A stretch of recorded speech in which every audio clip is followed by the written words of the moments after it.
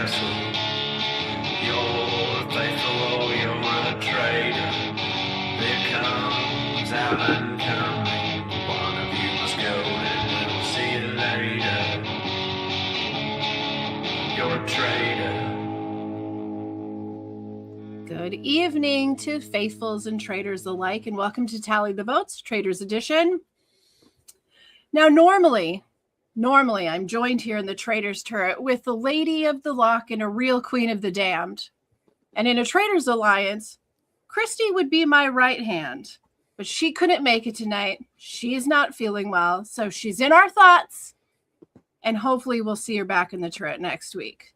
But on the grounds, we find a faithful, a gentleman through and through, a man who might steal his shield, but he'd use it to protect you. Hey, Brian. Hey, I barely made it back to the podcast because I flew back from the castle. You may have seen me by the wheelbarrow in this week's episode. I did out in the pile of wheelbarrows. Yes, I am alive. I was on the show this week, so I'm back. Well, we're glad that you made it from the grounds back to the castle. It's getting a little bit cold out there. Come inside, warm yourself. And now, finally, we sit at the table of Alan's cabin, a Ouija board in queue. And what's that? A message from beyond that reads GOTTSTFU. Dear David, I believe that one was for you. You know, Christy, did Christy miss tonight, or has she been murdered? Well, I don't know. Maybe we'll find out by the end of this. By the end of this episode, we might know. All right, guys. Just one episode this week, which felt a little bit weird, but dang, it was a delicious meal. So, oh my. You know, it served. Pots grown by 15K. And guess what? There's still salmon at the breakfast table. Thank the heavens. That's nobody had to the starve. first people walk in and they're like, salmon. It's like a thing this year. Yeah. I mean, are they just like serving dry biscuits and then salmon? Like nothing else is good? Whatever's left over after Alan spends his clothing budget, that's what they get for breakfast. Because it's funny you mentioned that. I watched a couple of podcasts this week about last week's episode, and it seems to be a recurring thing from past players. I think the only thing they all agree on is the breakfasts are mid, to say the least. Really? Yes, and probably the worst opinion of the breakfast I've heard yet was Jeremy from Survivor said the breakfast sucks. And he said the reason they fight over the salmon is like, the toast is cold, it's not warm, and he's like the breakfasts are terrible. So and that's coming from a guy who was like forced to eat like papaya and coconut only for weeks. So he would know. Well, that's really disappointing. I mean, they all go and sleep in a nice hotel. They probably have room service. I would guess hotel, that's true. Yeah. Have some delicious breakfast before they ever get into the makeup chair that morning. So by the time they have breakfast, it's probably closer to lunch. And if the toast has been sitting out, it's not going to be good. So, though I don't know that I'd want smoked salmon that's been sitting out any more than the poached eggs. You read a lot of that about sitcoms where they're like eating pizza and the pizza's been sitting there for 5 hours because they're on take 13. Yeah, that doesn't sound fun. I'm not a picky eater necessarily, but if it's going to be like contaminated with botulism or any sort of airborne and any sort of ism really at all. I don't want any isms in my food, thank you. Isms are a bad thing generally. I guess the salmon is good stuff, so thankfully people got to eat some of that this week. So okay, can I ask a question before we start? I need you to ask the question. Go for it. Okay, I'm going to ask the question because I felt this way, Jamie felt this way, seems like David feels this way. I felt like this was the best episode of Traitors I have watched in a long time. I agree. I think it was a really good episode. Like, just not necessarily like which person is who and what. It's there was an alliance, there was strategy, there was looking for clever loopholes. The editing came together and told a story that was enjoyable and interesting to watch. The Brown was compelling as all get out. I mean, it just, it's like 2/3 of the table said, all right, Ron, the guy we've been targeting for 4 weeks, really has convinced us he's not a traitor. Now what do we do? Yeah. Now what? Now what? This was to me like the best version of like a live tribal council on Survivor, where you really don't know who's going to get voted out. Like there's this plan.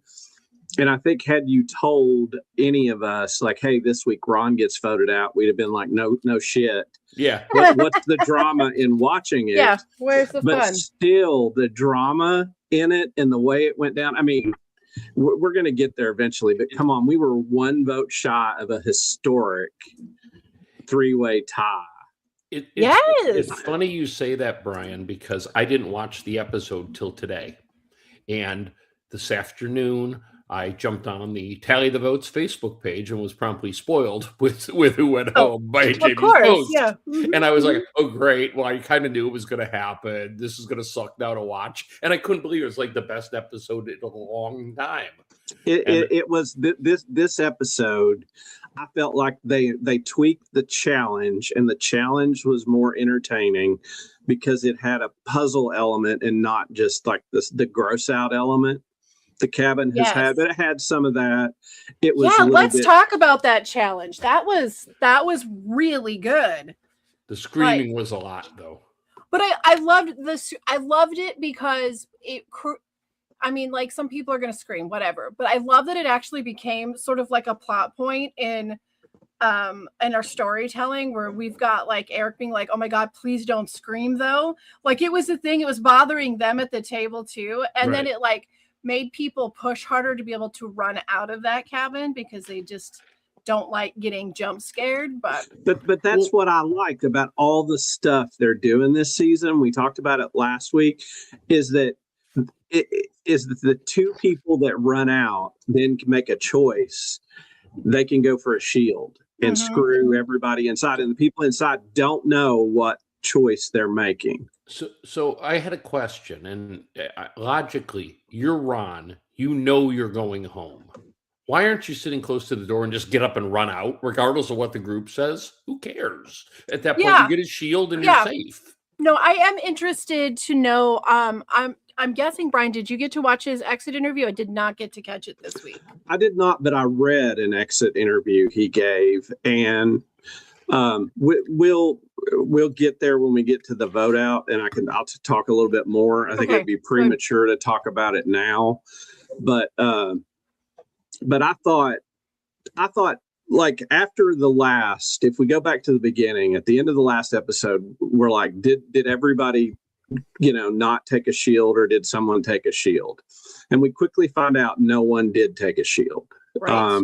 So we answered that. So there's no murder. Then we go to this challenge, and my thought was, were you surprised with that? I mean, I was shocked that nobody took a shield. I wasn't, for the simple reason there were enough.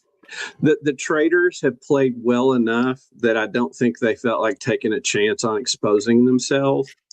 The only thing that surprised me is I was looking, I thought if the dam would break, it would be Jam Jam or Colton, based on how they're playing. And I thought Colton might have taken a shield. Yeah, I think of the Faithfuls, I would have suspected he'd be the most likely, though I do say out of the Traitors, I mean, I said so in my prophecy, that I kind of feel like Rob might take it, because I had the sense that Rob was going to be the first one to break away from the Traitors, but I was half right, I guess, but definitely not in the way that I thought it might go. So I was a little surprised that Rob, I don't know, I just had it in my head that maybe one of the Traitors would take it. So slightly surprised, not shocked though. I think maybe the reason they didn't is because they couldn't take it without the other people in their group seeing them take it. Mhm. I think if they had an opportunity individually to take it, it might have played out differently. Yeah. But as they're going through the challenge, I mean, you're getting these separate pairs, and these pairs weren't made because that's their bestie. So again, they're put in a position where they've got to be paired with another person that's willing to do it. Oh, did they both have to agree? I didn't catch that. Yeah, they both had to agree in Okay, order so for them to Ron take could one. not have just gone out and run out and grabbed a shield. He would have had to get the person. He would have So had they to have both them would have been agree. safe then. Yes. Yep, they both would have been safe. And you see Jam try, right away he tries to do it. And I get in a game like Traitors, it doesn't look great for Jam while he's doing this. It is getting maybe some negative attention, but to be fair to Jam, like he's played Survivor and he knows like your only true source of power is safety. Right. That's If it. you're It's the only safe, power you're you have. safe, and you're on to the next round, and things Yep. can change, right? Exactly. If you can just get up to the end game, you might stand a chance. So I don't think he cares about an alliance. He doesn't, but I think that's the weakness in his game is he's playing Mhm. Traitors like Survivor. Yes. And he's not playing great for this Traitors according to house rules. And I think we're going to see in the coming weeks, maybe even next week, I think we're going to see his insistence on selfishness be portrayed as traitorous behavior. Yep. I agree. I think they're gonna. It's turning too many heads at this point. Too many people have said something about it. Like I said, I get where he just wants that safety, but in a game like Traitors, like taking the last cold piece of toast in the morning could be enough reason for them to think you're a traitor. Right. So right. This seems like such an obvious thing that like if you do this, they're coming after you. You're going to get banished. But right. It is also Jam, and I don't think he gives a rat's ass what other people think. I just think that's in his nature. He's just going to jam his way right to the end. I couldn't agree more. And I think if people will look up on him as the bumbling guy and not the super dark genius, he may survive. But he's coming across pretty inept thus far, at least not at the game. He's still there, but I mean at the strategy of the game. Like he's not playing a very strategic game. And maybe with this group who hates gamers, apparently, maybe that's a good thing. It could be part of the reason why he is that way. Like he might have lost his footing immediately seeing the people that he would have probably naturally aligned with get booted one after another.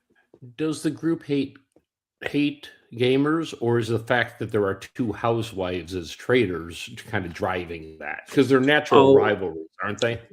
I think the group as a whole is very wary of the gamers because a lot of them feel at a disadvantage because a lot of their background isn't in a per se game. It's just a reality show. So they feel a little on the back foot, I think, with the gamers. Now, but it seems like the Bachelor people aren't regarded as gamers.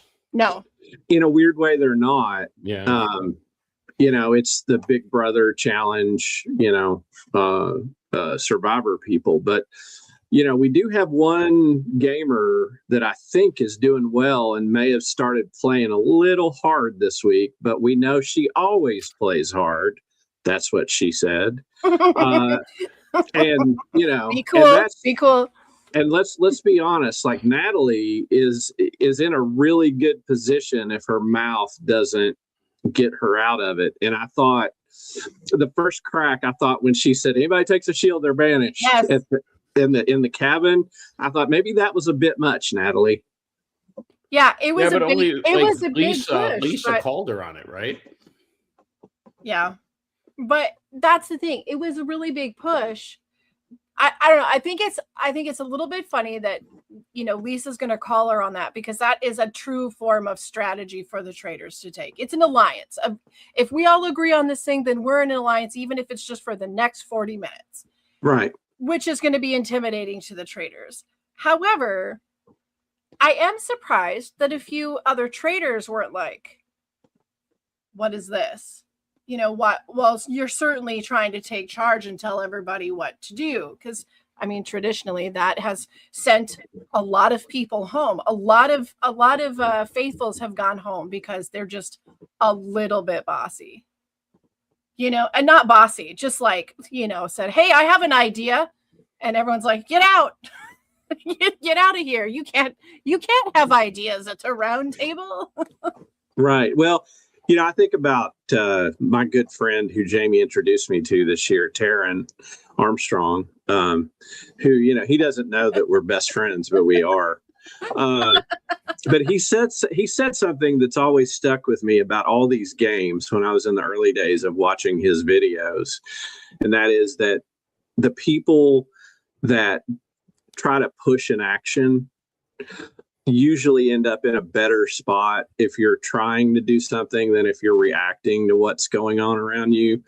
And the thing about Traitors, unlike the other games, sometimes if you're the person pushing action, it's almost counterintuitive that sort of hurts you, unless you know, you start nailing Traitors and looking like an ultimate faithful. I mean, you get a couple wrong, you see what the consequences of that are. And, you know, it's interesting to think, like, this is a game where you want to do something, but not do too much ever.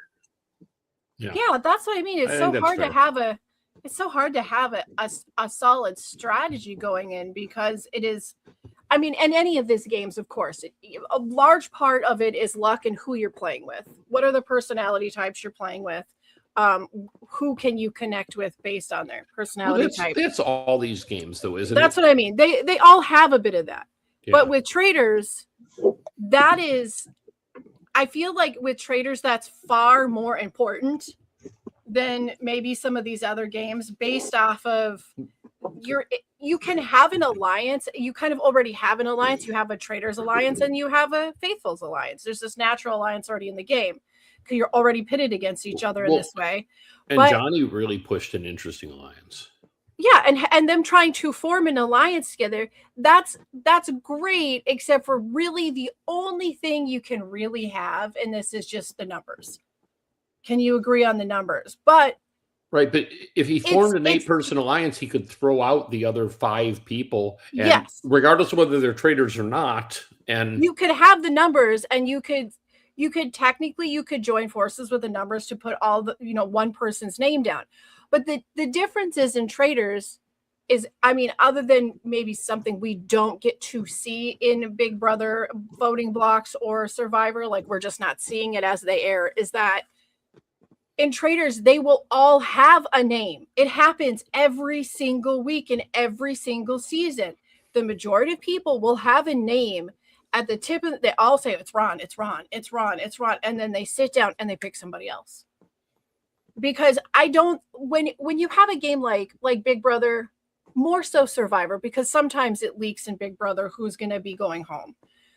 But in Survivor, you have people suspect they might be the one going home. But you don't really know until the votes are read and the person isn't holding it. You might have an idea of who did it, but it's all done in this like secret fashion. Unlike Traitors, you have to own your vote right there at the table. Right. And so everyone wants to vote with the numbers, but then they just keep changing who it is. As soon as someone starts going, well, this other person didn't flush the toilet yesterday, so I think they might be a traitor. It is an interesting wrinkle on the whole dynamic that your vote in this is public and you're saying it to the face of the person you're voting out. That you know, unlike Survivor, you're not going to an urn, or you're not walking in the video room like Big Brother. Like, you're saying it to their face in a room full of people. And the people who, as they reveal the votes, their vote's locked when the first vote is read, right? You can't change based on how it's going. Yeah. Right. You can't change. You're locked. Look at for instance. So nobody's ever tried to like take their finger and rub off the name. You see people like have erase marks behind it, and I think sometimes people do erase oh, I've changed my mind, but mostly I think that erase is for show. Like, oh, I'm so sorry. I wasn't going to, but then like I had to. That's that so kind of crap. devious, and I've never even thought about that. Making a face race yeah. mark to be like you were really my second choice because I love you so much. Yes, I think that those erase marks are usually intentional.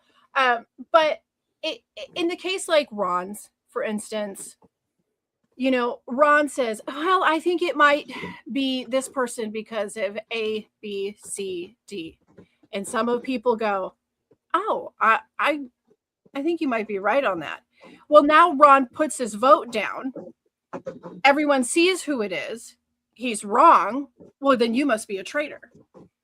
Well, that was the point he made tonight, and then when Colton was wrong, nobody because it wasn't with Michael because everyone didn't like Michael because they were nobody liked because nobody liked Michael, we were okay with it, but because everybody liked Portia, I must be a traitor. And that's the thing about having your vote out there public. He could have just said his idea, quietly gone and done a secret vote, and then when she gets voted out, he can be like, that's not who I voted for. Like, I just said she might be. Like, you're the bad guy here. Like, you could gaslight the hell out of people with a secret vote. You can't do that so much when you're holding the chalkboard. So right, I think it's a really, really interesting dynamic that you have to make your words match your action literally on the chalkboard. Especially like we're going to see this is a perfect conversation for us to be having, because in the next episode, the following episodes, we're going to see exactly what happens because of that, because we watched it happen with Rob. Rob had to make a decision and he wrote down a traitor's name. And now Rob's going to spend the rest of his game trying to maneuver around that choice. It could work in his favor. Cutting the traitors early could be a good move for him. It could be the end of his game. But he's going to have to own the consequence to what he's done, because he can't hide from his choice. And that, I think, is what probably sets traitors alone in this gaming field, where it's like you cannot hide from your choice. You can make excuses for it, but you can't hide from it. So there was another interview that I watched, and the interesting thing that the player said, and I'd never thought about this, but they were talking about the difference. Like they were saying Traitors is harder than Survivor, and I know we've had this discussion before. Yeah. And I think this might have been Jeremy too that said this, that he said, on Survivor, you go have a challenge and then you go back to camp and then you like talk about the vote and you lay around and then you go back to vote like either that night or the next day. He's like, this is like you get up in the morning, you find out who's dead, you go do a challenge, you come back, you talk, and then you go vote. He's like, it's like a 2 or 3 day period of Survivor compressed to like one day, and as soon as that's over, it's the same thing next day. It like that. He talked about how fast it is, like to what are they there for? Well, 12, and of course when they go back, you think they're sequestered at the hotel? They can't interact with each other, I wouldn't imagine. They can't. Yeah, they're totally sequestered at the hotel.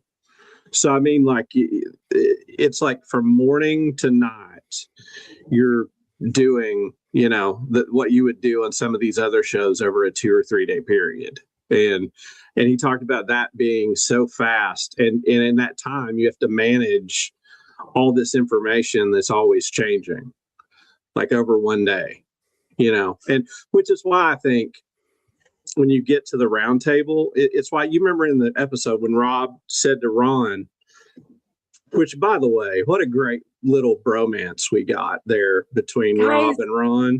Guys, I have to tell you that this is where I'm a little bit bummed out that we don't have Christy here, because I need my girl here to help leverage me. But I think that I'm kind of starting to think that Rob might be a cutie patootie. He's being like kind to other people. I mean, yeah, he's got the good looks, but she's not still here. But we hit the Christy Sparkle corner portion of the. He's still bad Rob, because he helped get good Rob out, but bad Rob might be growing on me a little bit after this week.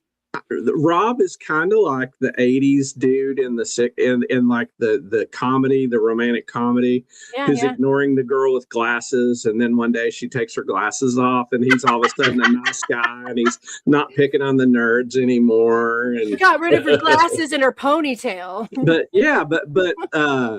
But I thought like that was a really nice human moment in a season that Ron hasn't gotten many good moments like that. I thought he could kind of walk away though after the way the vote went down. I think he could walk away with his head held high. He convinced a lot of people. Oh, I agree. I don't think he quote unquote quit. I don't think this was the vote for me at tribal council, but I think he knew he was on the gallows, and he's like, I'm just going to say my piece and you're going to do what you're going to do. Like, I don't think he was quitting, but I think he felt like he was a dead man walking. Right. And I think that came off as authentic. And that's when the people started going, okay, he's not a traitor. He wouldn't do this. Yeah. But you remember, this is where I think Rob, we've all underestimated Rob, and they found this wonderful Robbie Bobby. Yes, they found this wonderful story in him that like he's the meathead hunk who suddenly he's like emotional, he's strategic, and when he said to Ron, when Ron said, I guess I'm going home tonight, it's been nice to know you, and he goes, I wouldn't be so sure. This game moves quick, like.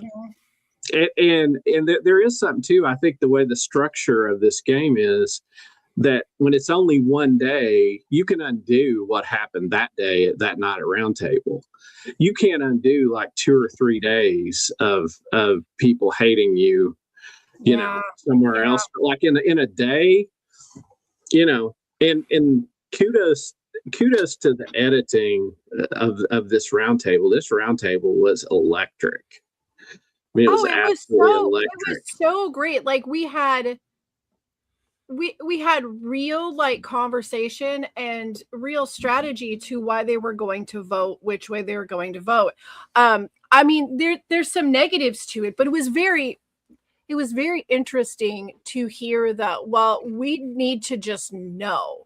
We're not necessarily thinking that you are totally for sure a traitor, but the question has been lingering so much that at this point we're willing to sacrifice one of us just to have a tiny bit more leverage and knowledge. And I don't remember ever seeing that being like a legitimate source of gameplay. Like, wasn't it Mara that said that? Yeah, we got to let you go just so we know. Yeah. Like we just have to know. Just you going one way or the other gives us a ton of information. Mm-hmm. Which is kind of gross. That's kind of gross, if I'm honest. It is. It's brutal. It's really brutal.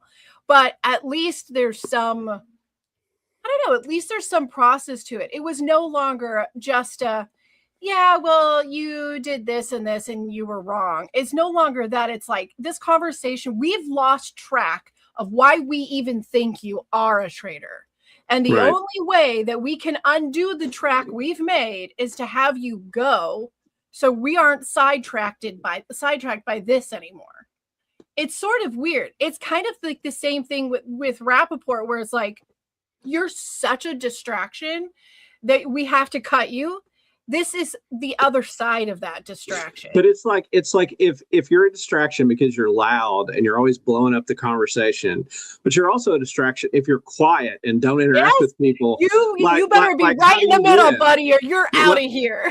Well, I mean, it's like what I said earlier. This is a game where you sort of want to ride the middle because any extreme marks you, And that's what I think Natalie is doing well. I mean, absent the one comment she made in the cabin, she's been present but hasn't been super vocal. Yes, and it's killing her. Oh, it is, because we know how competitive she is, right? Yes, but she's made a decision to dial that back. Obviously, so did Lisa, and it's getting her in trouble now. Because people are realizing that it's not her. Oh my God.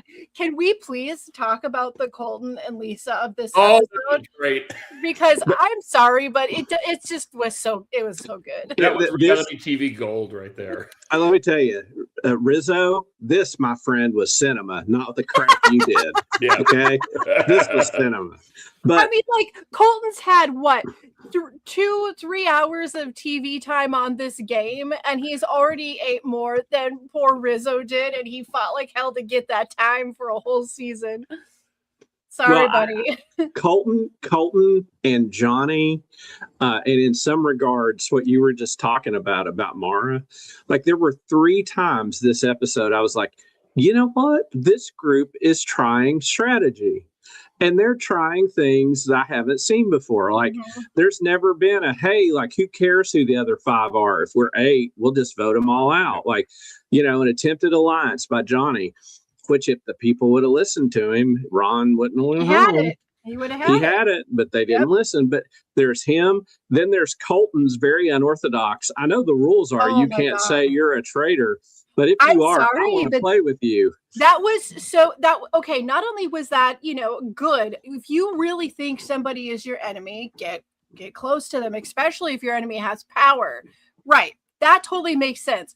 Where the brilliance came in for this specific television show is that he used it like, I know that she thinks that she's got me, but I'm going to hold her hostage. Like, just the idea of like, if I can convince her that I know, like, that's going to give me power, like blackmail power. It was an interesting take. And he didn't really pull that off, but what he did pull off was he got her revved up. So she was all amped up going into the thing, and she overacted. It was like, I am a faithful. Gosh darn it, I think you're a traitor. What was so good is like, what he did, the way he presented it, I thought it was sly. I think it was a little bit devious, but it was powerful. I think that a lot of people would have gone, I think a lot of people would have fallen for it. I think there are a lot of people that would have taken the bait, but not Lisa. Lisa was like, what are you talking about? Like, what are you talking about? She was in that moment, but she took the bait at Tribal. She did. I'm sorry. But I love the way that she handled it with Colton in that moment. It was just like, she shut it down. There's not even a chance. Like, you're crazy. Like, and it was very convincing. I think Colton still believes he sniffed out the rat, but I think she made him second guess it. Well, I don't think he's second guessing it, but I think he's wondering if he's kicked the hornet's nest a little too hard. Because she can marshal people to her cause. Yeah, she's got a way about her, right? Like, she drives me crazy, but then I could also say, you know what, like, maybe when things are like really tense and stressful and you've got somebody like that, they're either going to irritate the living hell out of you forever, or you're going to like succumb to their charming ways because you need somebody to bounce shit off of where you're not so stressed out. By the end of the episode, I had a nickname for her in my head. She was New okay. Michael. Yeah, that's fair. She was now the annoying person in the castle. It was funny that you were talking about that hostage comment, because I was reminded of the season of Survivor where the one tribe was like, hey, like, we're going to lose this challenge. And if you don't let us win this challenge and give us this one, we're going to vote out one of your people tonight. Mm-hmm. Like, I mean, it was bringing element, and I think all of us, that's the background we like. That's the stuff we like. But I mean, especially when production couldn't have anticipated it, and they're in production's going, crap, what do we do now? The challenge is ruined. If I was given notes, the tweaks to the challenges have been amazing. Yep. Like, where it's added more strategy. And I mean, like, this was an episode, man. If you're here for the messiness, you got that. If you're here for, like, interesting challenges with strategy, you got that. If you're here for Alan Cumming, you get that. It was. The only thing that sucked was by only having one episode, we don't have enough outfits to consider and discuss tonight. It's better when we have multiple outfits to rank.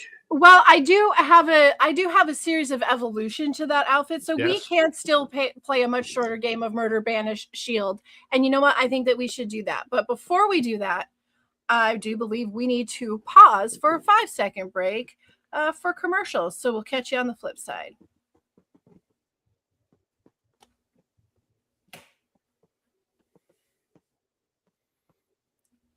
All right, we are back. And are you guys prepared to play the abridged version of Murder, Banish, Shields? Because we just have one outfit tonight. However, this wardrobe department still found a way to take this one outfit. You know, like, I don't know, again, Christy, where are you?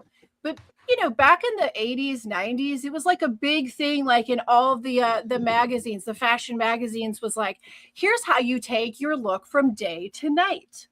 Yeah. You know, you're at the office, but here's some little flips you can do, little changes you can do as you walk out the office before you go to the dinner meeting, you know, to switch into your appropriate wardrobe. I feel like that's kind of what we got today. A little bit of, you know, breakfast, lunch, and dinner, as it were. So let's play Murder, Banish, Shield. For those of you who don't know the game, everybody has to pick one for each version of this outfit, in this case, to murder it, meaning Alan killed it. It's a good thing. Banish it. We don't ever want to see it again. Putting it in the back of the closet's not good enough. It needs to like completely be thrown out into the grounds. Fergus needs to haul it away and mulch it. Or Shield. You know, it's not great, but we can hang it. We can hang it up. Boy, isn't that true? We've got Roddick 99, and if you're into mealworms, you've got that. Yes, there were those. Okay, so we have got the first version of this outfit that came to breakfast. We did have a matching Harrington jacket, like with the gilded kilt. So it is the Harrington gilded kilt version. What do you think? Murder, Banish, Shields. This is the one with just the sash, right? Yeah. You got the little the kilt and the little jackety thing. Yep. Everything else is there that we see the rest of the day, but the breakfast version. What do you think? Incomplete. It felt incomplete to me. I banish it. Okay. Ooh, all right. What say you, Brian? I agree with that. I'd banish it. Okay. All right. I'm all right with banishing it as well. All right, here. We've got that. Now we've got the second evolution, and we've gone from the Harrington gilded kilt to the Turn gilded quilt. And we have a quilted jacket with, like, again, whoever's doing fashion for us this year has like a major thing for textiles. But we've got texture, we've got different polka dots, we've got plaid, we've got the whole thing. So what do you think about this little dressy number? This was my favorite of the three, so I'm going to murder this one. All right, David. I'm going to say this is Alan Fabulous. Alan Fabulous at his best, and I'm murdering it too. All right. Okay. Well, it looks like we have a hat trick of murder because that's my choice as well. And the final evolution would be the Edwardian blouse house kilt, which I thought was fabulous on its own, but you know, good enough to keep around. But I wouldn't say murder. So we'll shield that one. And we have no choice. It looks like the both of you have picked that by default. Okay. I wonder why we only got one outfit with different evolutions. Well, we actually got two outfits. He did make an appearance in the turret in his all black. Yeah, that's just his like cloak though. I mean, like, well, no, he had the hat too. I have this idea that anytime Alan leaves the castle, he puts that on. It could be. It's cold out there. But yeah, I'm wondering if it doesn't have to do with the fact that our following episode next week is going to be so much wardrobe. Yep.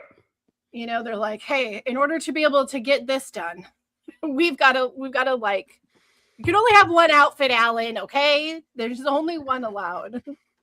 I also wonder if that challenge took like a really long time, and that maybe like, they just wanted to make minor changes on the fly to get everything in I the mean, day. if you look at all of the different things that was included in that, like I'm sorry, I want to go to an escape room that is set up as well as that. Yeah. Where like the typewriters like typing a message for you. You got the blood on the walls, like so cool. Yeah, I think we praise this cast, that of all the casts, like these people are into these challenges and they're pretty much killing it compared to past casts.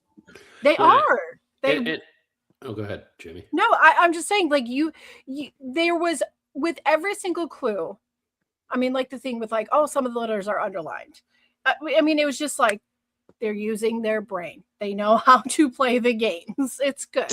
I thought there was a great talking head, and I don't remember if it was Ron. I think maybe it was Ron or somebody who said, like, for the first time in this game in the cabin, like we were a team. Like we were killing it. We were solving everything. And you see Natalie over there. What's the first number? Like that they pooled their mental resources and knocked this out of the park, and would have gotten the other ones too. But there was the one where Candace and Tara didn't hear them. It was Clark and Black, and they have the same letters, right?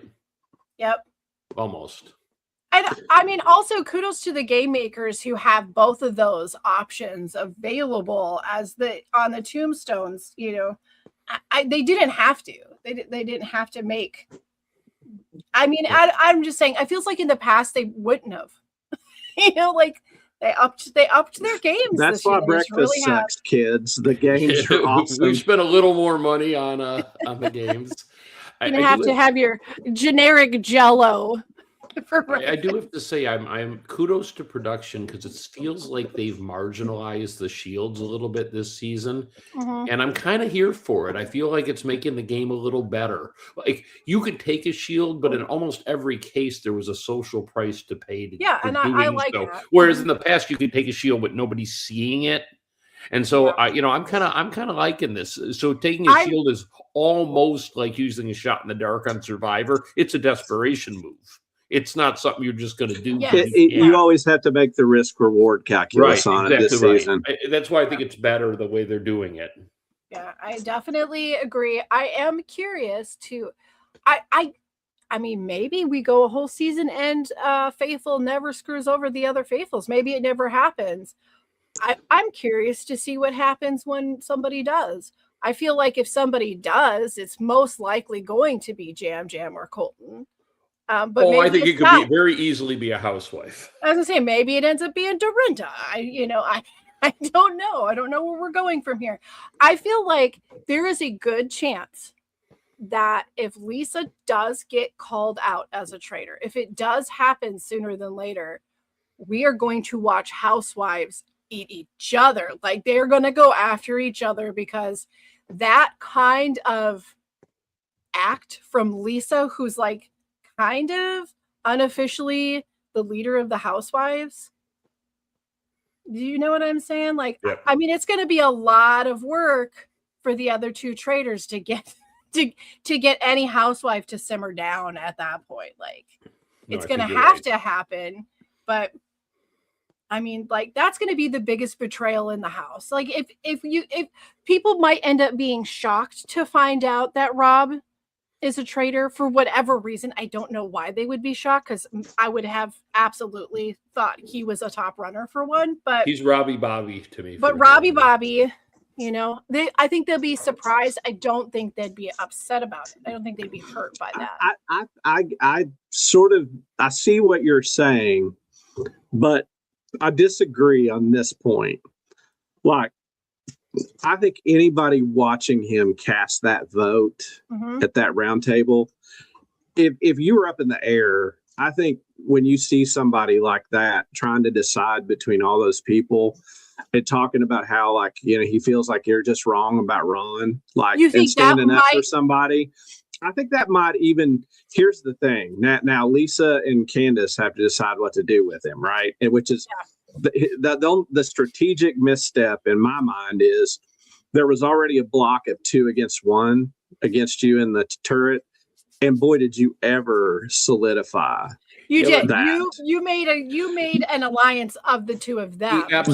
He absolutely did that. But the other thing he did is they're both under scrutiny now. I mean, Candace, I think, was the most guilty-looking person at the table. Her body language. See, Candace, she's kind of like flipped for me, because I thought doing the whole like dance thing like that, that whole stupid thing to do the first murder in plain sight. I thought, oh, she does not have long for this game. She's so over the top obvious about it. But then she kind of disappeared. You know, but this, I'm only talking in this episode at this round table. I felt at like the round table, she was very sus. I wonder if it's noticed. I mean, I really I wonder how much it's noticed. Whereas like the gamers have the upper hand in. She might get away with it. Yeah, well, that's we're what I mean. seeing the edit too, so we're seeing. Yeah. You know, it could be hours of film, and they're catching this one time she smirked, or you know. Well, and I think that the other players kind of think that the gamers have an upper hand as gamers because they have a history and knowledge of how to game. Sure. If you look at it, gamers really don't do any better necessarily. Like they just don't, especially not Big Brother gamers.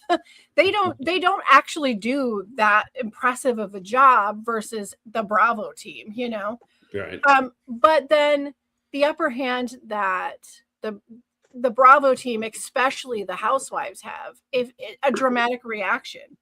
A dramatic reaction is always allowed. It doesn't matter if it's a little over the top or a little too much. It's what we've come to expect by the housewives.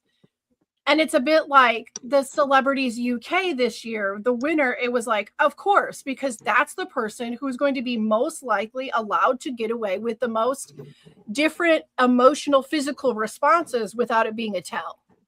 If I've learned one thing from watching this season of Traitors, it's that whatever level your energy is at when you hit the house, make a middle note and keep that energy. Yeah. Never change. Like Lisa, I got her because she went down in energy.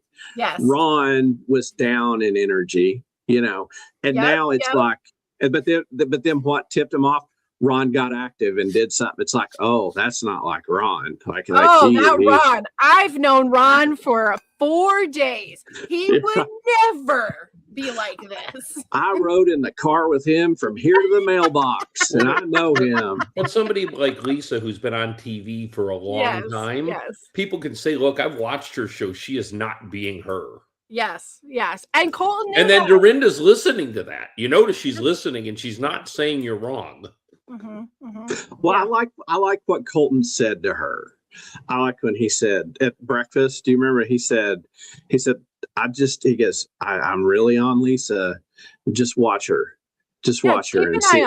Keep an eye on her. And he didn't lie too. He said, "Oh, I'm totally on Ron, and I'm never going to bring her name up." And well, I mean, Colton has 18 plans that day. So. Yeah. There were a few. I do I do appreciate like the cattiness of it all between the two of them. I'm not one for housewives. It's not my thing, but it doesn't mean that I can't like kind of love 5 minutes of just full out catty in a show. Like, of course I can.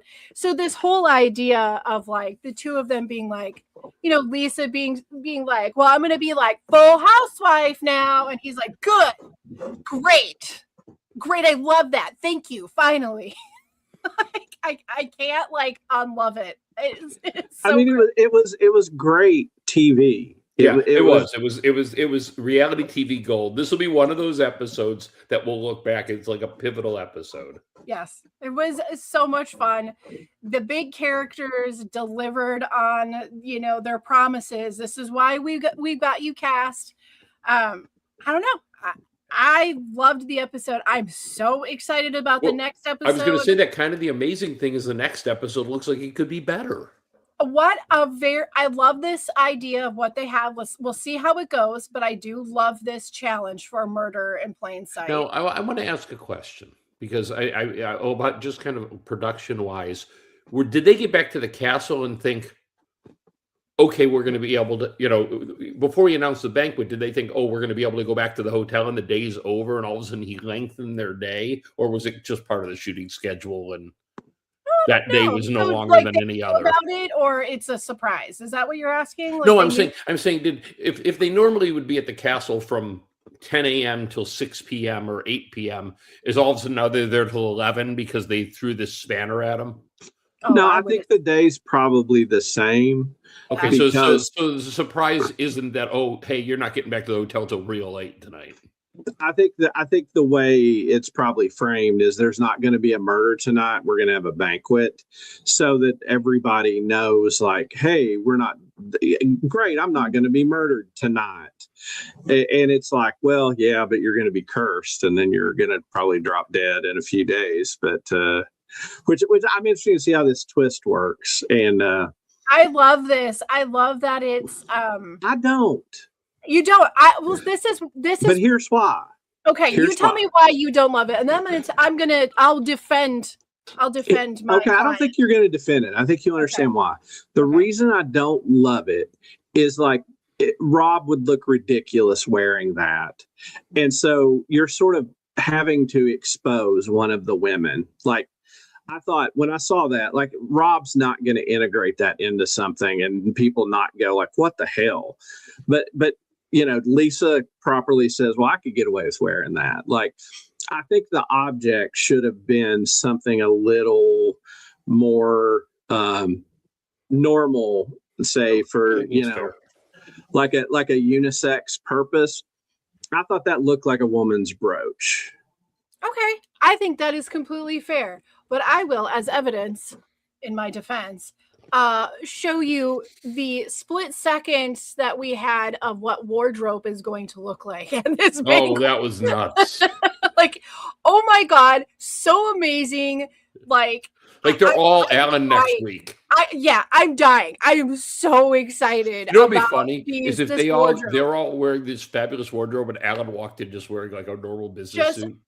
Just like nothing, like some khakis, right? Yeah, yeah, like khakis and a golf shirt. Like, hey, it would be pretty amazing. So, in further defense of Rob, before I forget this, I want to add this. I almost screenshotted this last night when Alan walks in the turret to tell them they're not committing a murder, that there's going to be this murder in plain sight. Right? Were you all watching it with subtitles on? Yes. Yeah. Okay, I didn't catch it at first, and I saw it on the subtitle, so I rewound it and listened. Alan walks in with his flourish and goes, "Good evening, traitors." And Robbie Bobby says, "Hey, man, what's up?" like his buddy just walked in the trailer carrying a 12-pack of Pabst Blue Ribbon. Come on, Natty Light. Like the two women are like, "Hello, Alan," but he goes, "Hey, man, what's up?" Like, just yeah, that's pretty great. More points, more points for Robbie Bobby. Robbie Bobby. Now, okay, I'm going to finish my one other defense on this this brooch, this cursed brooch that we're going to be seeing. Here it is. This is why I do love this. Because when you are if you were wearing a piece of jewelry or some sort of accessory, whatever, usually jewelry, and somebody approaches you and actually touches it, that's a friend. It's either a friend or it's an enemy who's trying to keep you close. So whoever is going to be the first person that touches this brooch is either going to be the person that considers themselves that probably think they're the closest to Lisa, or the real enemy of Lisa. And you don't know it's the enemy right now. We might not know it's the enemy. But if we haven't seen this person be like, in defense of Lisa at any point, we can easily guess that this is an enemy. I think it's really, really interesting. Psychologically, that part of it, because it's not... You're not offering a drink to somebody. You are not saying a phrase. They have to come to you. It's in a way, like you're right. I hadn't thought of it this way, but in a way, like the act of somebody touching a brooch on your cape or whatever is more intimate. And so like, you're not going to do that to a stranger. Yeah. The only slight on that is where Lisa she wears it. It looks like she's wearing it right here. It looks like See, put that on her wouldn't be so collar. bad, but if she put it like right here, well, then no dude's getting anywhere near Right? that. Yeah, it looks like she had it on her collar. Now, the other option with this, which hopefully isn't the way it goes, but she could also be like, "Oh, do you like this?" And then like shoves it at somebody, trying to be the person who picks who she's When she kissing. just hugs somebody, here, But give me a hug, and then touch I them. don't know. But I know that if it's obvious that I'm showing you this thing and then you are murdered, that leaves a trail of suspicion. So I hope it plays out that she uses this a bit like an angler fish, in the deep seas. But isn't it fascinating that we've already had one murder in plain sight? So this cast knows it can happen. And when this was announced, like when he does the twist, my first thought was, man, I wish Sesternino was here for this. Yeah. I bet he would peep that brooch and be like, okay, like what, something's going on. Tiffany's not there. He'd grab her and pull her in a room and go, something's up with that brooch. Stay away from that brooch. Don't touch it. It looks poison. The rest of the cast is gonna know something weird is happening, and I would say it will be Knives Out. Everybody watching everybody. Everyone knows, oh, we're having this banquet, right? What's up? Everyone's already mentioned, oh, I don't know if I like the idea of this banquet. So, which just think, I mean, like, you say David's right and you can hug somebody and that counts. Like, then you could go sit between two people and the next day they know, so you're cursed and you're dead at the end of the day. And then people are like, who'd you sit next to? Did anybody give you a drink? Like, all these other factors jump in the mind that could lead to it.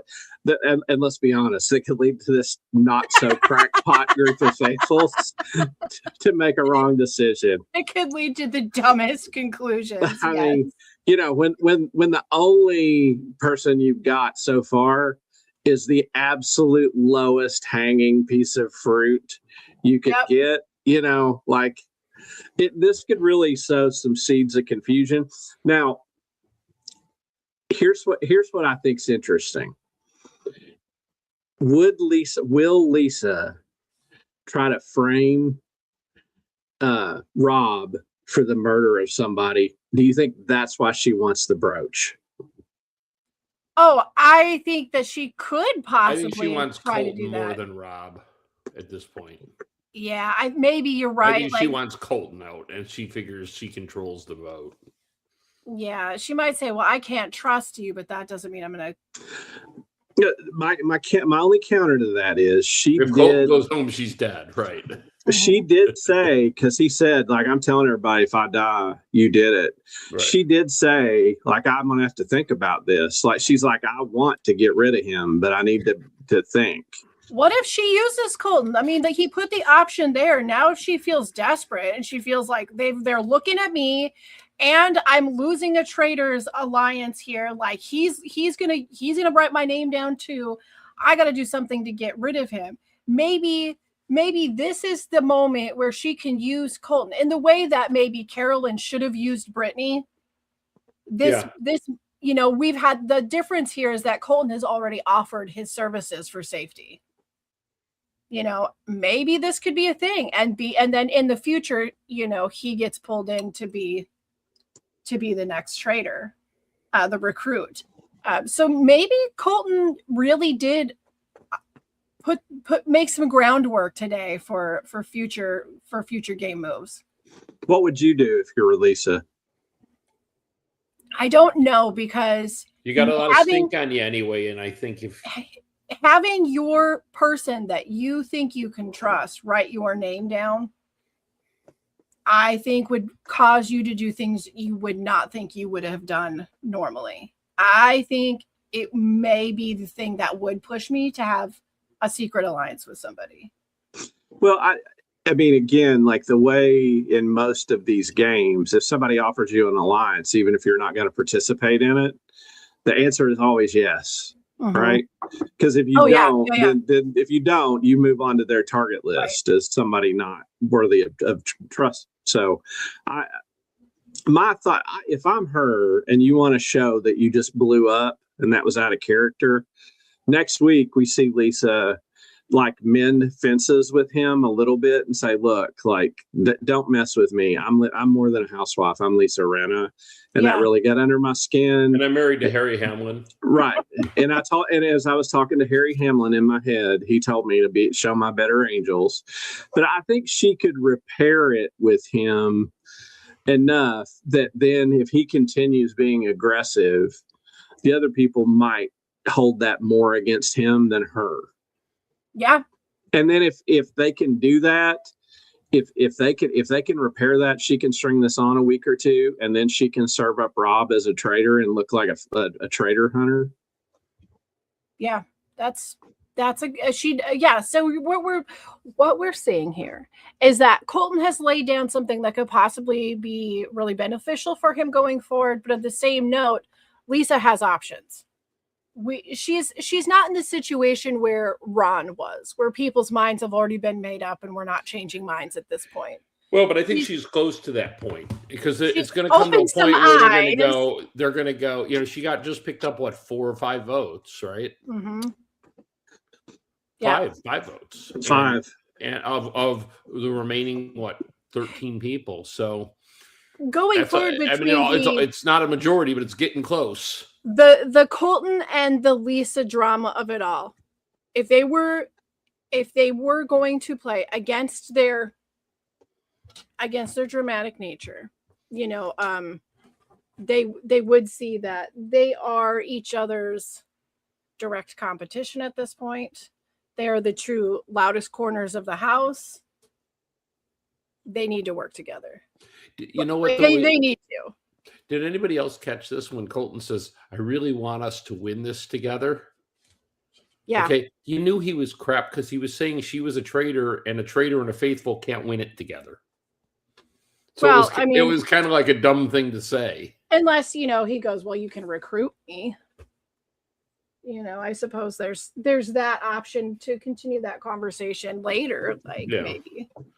But in the otherwise, moment, yes. But otherwise, wrong. Yeah, that's a little bit. She's like, and that's my ACH, my he's so ADHD. I can't even say it. But it kicked in, and I'm like, no, that's not possible. That's a contradiction. It's like 2 AFC teams can't play each other in the Super Bowl. Right. So stop speculating. Yeah, you can't do it. So don't even. Now, speaking of Lisa and Harry Hamlin, did we not have a little bit of feedback or something about these two? Let's hear what you got. All right. Well, we started the evening with only a single piece of feedback, but while we were talking, a second email has arrived. Excellent. A mysterious communication, if you will. I'll read the first one, sent by the legendary Maggie Mack, who also finds herself firmly ensconced in the zone of wintry death. Yes. But she writes, hi, friends. Lisa Rinna and Harry Hamlin were on season 1 of Veronica Mars. They played Logan's parents. I don't know why she always calls him Harry Hamlin. It's kind of funny. Yes, we do know who you are married to. If you haven't watched Veronica Mars, season 1 is pretty damn close to perfect. It is one of my favorite TV shows. I am interested to see what happens on Traitors. I'll email again after this week's episode, Maggie. All right. And true to her word. All right. I'm guessing. At 9:19 tonight, as she returned from no doubt stocking toilet paper and one must be prepared for blizzards. Yes, she sent us this short note. Hi friends, I thought we were going to get Colton out. I was wrong. I'm not sure if Lisa is long for this game. Colton told too many people about her. The Traitors have done a good job of staying hidden until now. I hope Colton gets murdered in plain sight. That would be epic, Maggie. It really would. You are correct. I believe that if that ends up being the person that decides to touch the cursed brooch, that'd be good. Listen, sometimes You don't have to script it. But could you see just on accident, like, yeah, I'm going, oh, that's so nice, and touching it, and just he's out, right? Yeah, that's. I'm and he didn't, assuming he's not her target, but some people have to go. I mean, it's not a hand talker's twist. No. Mm-mm.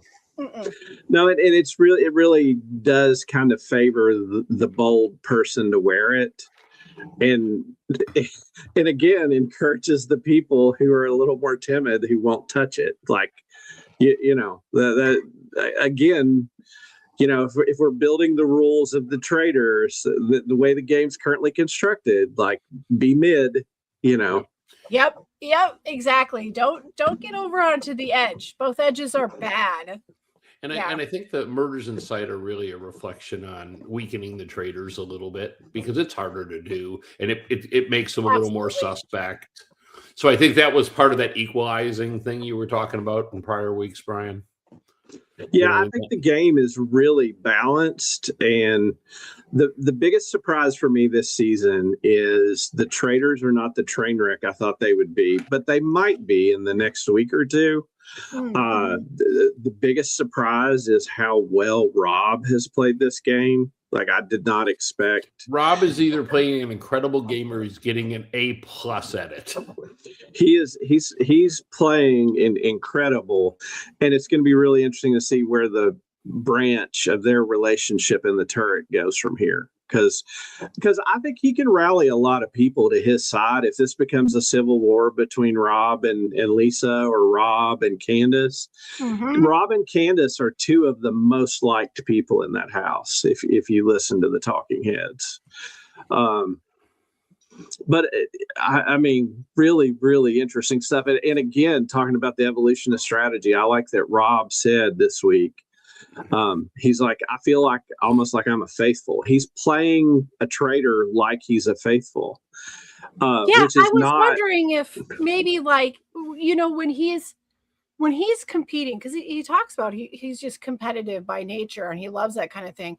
I think he's one of those people that when he goes out there and he's competing, he bonds with his teammates, and then he kind of forgets he's not on their team.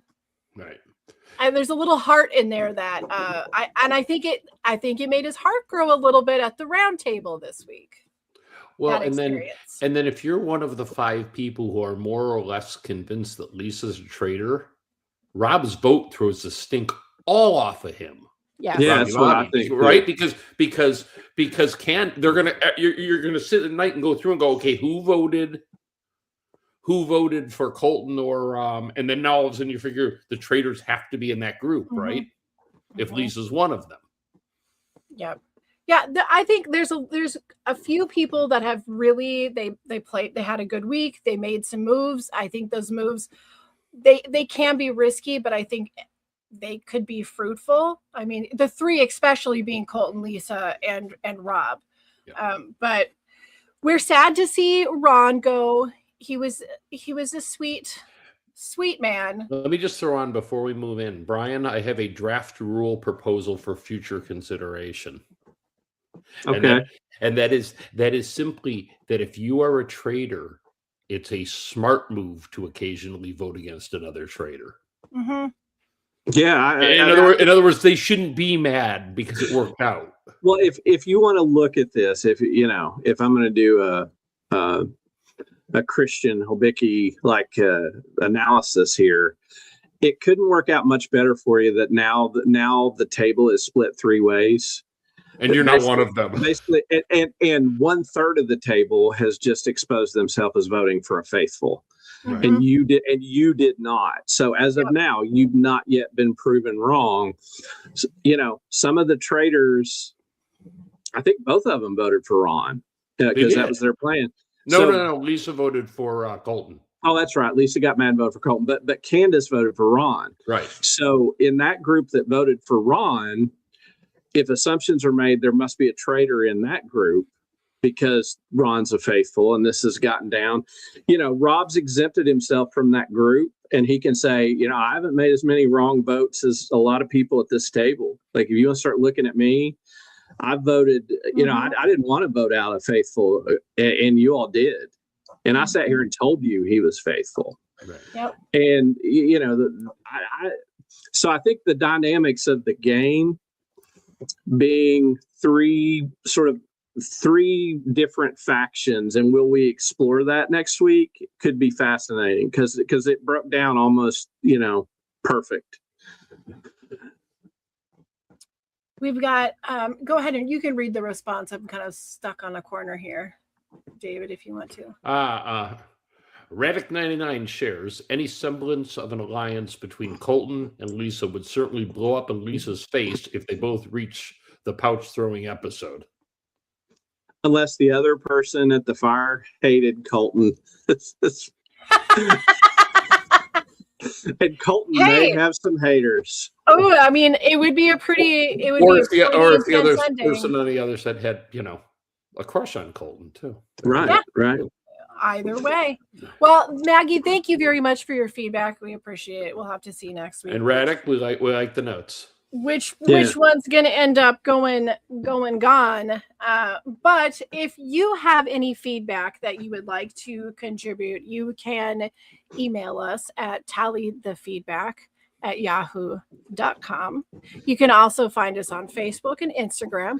We would love if you would like and subscribe. And you can listen to us anywhere you listen to your favorite podcasts. At the Jay and Jack Whole Enchilada feed. And, if you would like to be a patron, you can do so at patreon.com/jayandjack. A special shout out to those Patreons that contribute at a certain level. And that is Eckhart Rickner, Joanne with the Plan, and Ed the Poopy Head Mailman. That is pretty much everything that we have for the week. Is there anything else you guys want to add before we close it out? I just wanted to add in memoriam of Ron. Ron has given some interviews and basically said this pointed out some mental health stuff to him, that this was pretty rough for him. Yes. And there were people that reached out to him that asked if perhaps he was on the spectrum. Yeah. And which led him to what I'm gleaning. If this is wrong, I've misread something, but from what I can glean, that he may have gotten tested and actually determined that he is on the spectrum. Yep.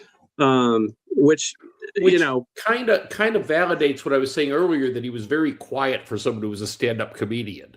So, introverted, but only in certain situations makes perfect sense. Right. And I think to not paint this show as 100% with the Angels, I do think there was some very ugly, ostracizing and scapegoating of Ron. Yes, and I think agree. The way Ron's defense to Colton, I thought was perfect. For every guy like me that's not Brad Pitt, whose actions are judged differently against the beautiful people. When he said to Colton, "Oh, so you do the same thing, but because we don't like your guy, it's okay for you to do it.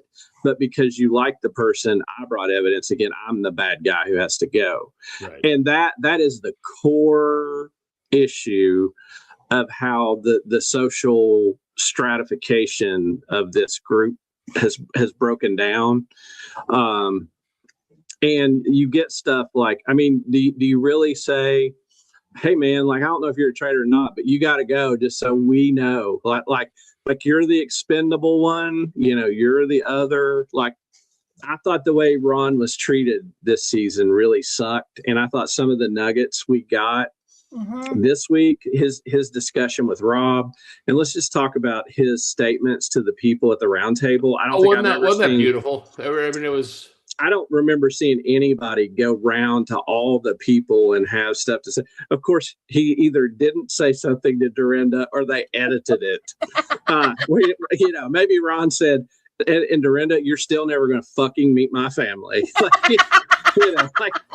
One of those two extremes. But I thought his statement at the end to sort of encourage all the people left and what he liked about him, and I thought that was really touching. And then to see the moment he had with Rob, it really kind of left us in a way before the episode I mean, I would have been sad he left because I've had this feeling for a while, but I don't know that in a general sense there'd been the sadness about him leaving that this episode engendered. And like we said at the beginning of this episode, if we told you Ron was going home, you'd have went, no shit, Sherlock, and wondered if there was drama. But even with him going home, like he got like the hero's ending. I thought if you have to go, it was about as good an exit as you could have.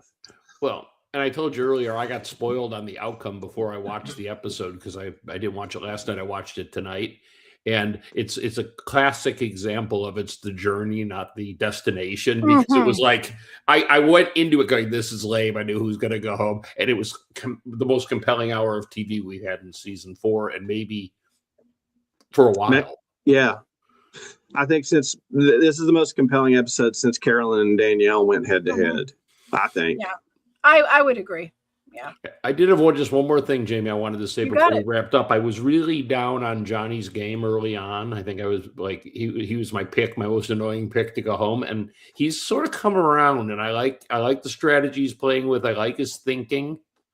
So I'm gonna walk that back and say perhaps I was too hasty. Okay, good. I think we're getting to finally have some moments where we go, oh, okay, he's playing.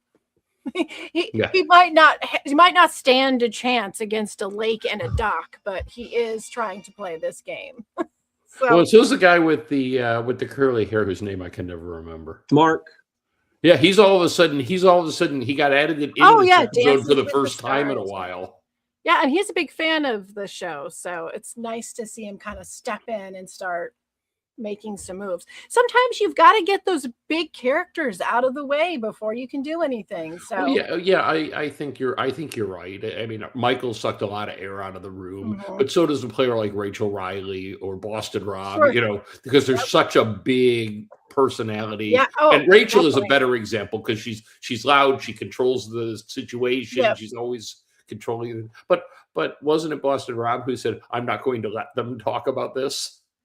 Because anytime it brought up, he would just aggressively change the subject to something else. Yeah, that's sort of his MO. Yeah. So those big personalities. Just don't let the other people play the game, and you're sure to win. But it's interesting how the players, some of these players, you're right, are coming out now that.